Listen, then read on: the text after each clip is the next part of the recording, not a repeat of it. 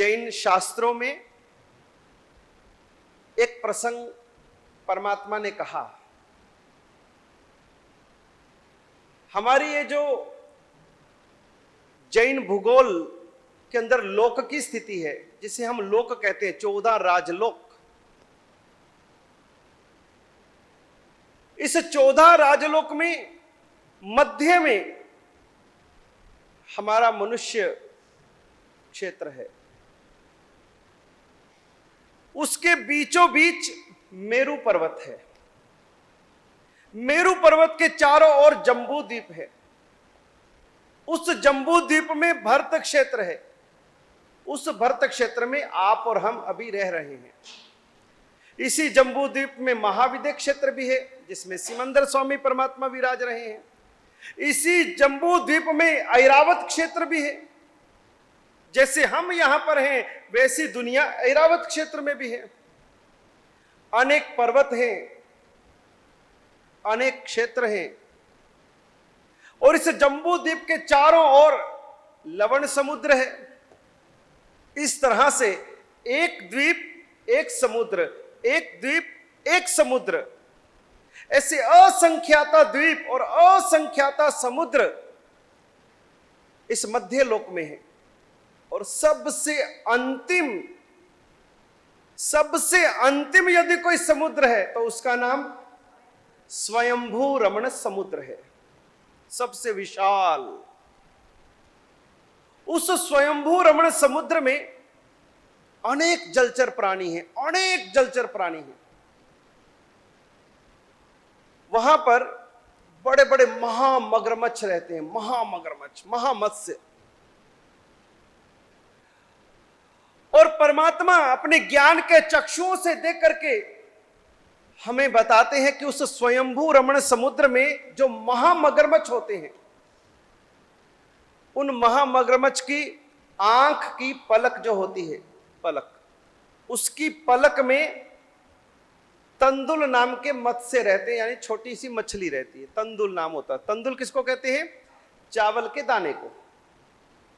चावल के दाने के आकार की वो छोटी सी मछली रहती है महामगरमच्छ की आंख की पलक में। वहीं उसका जन्म होता है, वहीं उसका जीवन पूरा होता है। अब उस स्वयंभू रमण समुद्र में जब महामगरमच्छ अपने मुंह को खोलता है तो उसके मुंह में जल के प्रवाह के साथ असंख्य जलचर प्राणी, छोटे छोटे जीव उसके मुंह में आ जाते हैं। और कितने ही जलचर जीवों को अपने पेट में पधरा देता है। फिर थोड़ी देर के बाद जैसे दूसरी बार मुंह खोलता है तो उसमें से कितने ही जलचर प्राणी वापस जल के प्रवाह के साथ बाहर निकल जाते हैं। ये उसकी प्रक्रिया है। सांस लेता है, मुंह में पानी लाता है तो सब जलचर प्राणी भीतर, और फिर छोड़ता है तो सब बाहर। अब वो महामगरमच्छ जो ना जाने कितने ही जलचर प्राणियों का भक्षण करता है, और वो तंदुल नाम का मत्स्य, छोटा सा जीव, वो आंख की पलक में बैठा बैठा ये सारा दृश्य देख रहा है। और वो क्या सोचता है? वो कहता है, अरे ये मगरमच्छ कितना मूर्ख है, इसको अकल नहीं है। अरे जब ये मुंह खोलता है इतने सारे जलचर प्राणी इसके पेट में आ जाते हैं, और फिर दूसरी बार सबको बाहर छोड़ देता है। कितना मूर्ख है ये। इसके स्थान पर मैं होता ना, एक को जिंदा नहीं छोड़ता। केवल दुर्भावना। इसके स्थान पर यदि मैं होता तो एक को भी जिंदा नहीं छोड़ता। ये कितना मूर्ख है कि सबको बाहर निकाल देता है। अब आप कल्पना करो, वो चावल के दाने जितना जीव, क्या तो उसकी औकात है, क्या तो उसकी हैसियत है, वो क्या तो कर सकता है, किसको वो मार सकता है, किसको निगल सकता है, कुछ भी नहीं कर सकता।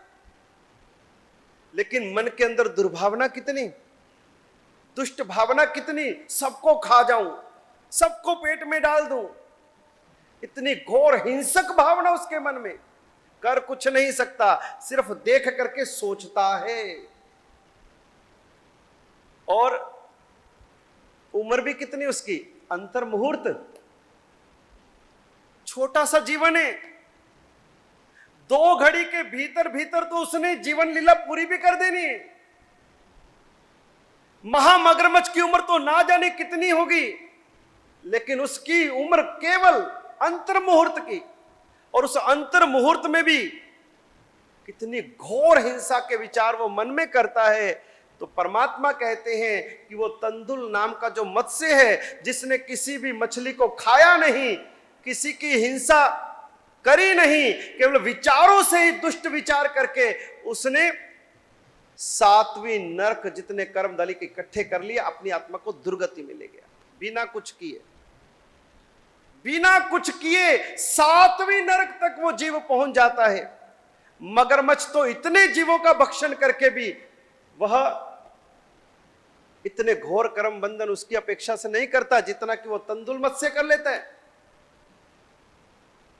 छोटी सी भी विचार किरण, छोटा सा भी विचार की चिंगारी, दुष्ट विचार की, हमको कहां से कहां ले जाती है, नीचे से नीचे अतल गहराई में पहुंचा देती है।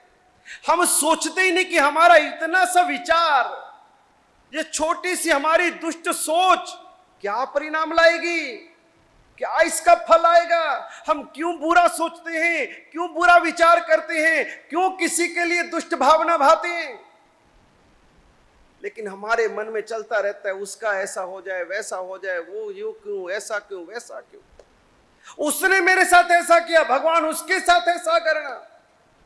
इतनी बुरी भावनाएं भावते हैं, लेकिन ज्ञानी भगवंत कहते हैं कि उसका बुरा होगा या नहीं होगा, लेकिन सोचने वाले का तो हो गया। जो दूसरे के लिए खड्डा खोदता है उसमें वो व्यक्ति खुद गिरता है। दूसरे के लिए बुरा सोचा, उसके लिए तो जब बुरा होगा तब होगा, लेकिन सोचने वाले का तो भैया हो गया तुरंत, उसी समय उसकी आत्मा अतल गहराई में, पतन के गर्त में। इसलिए ज्ञानी कहते कि भैया परमात्मा की वाणी का श्रवण करके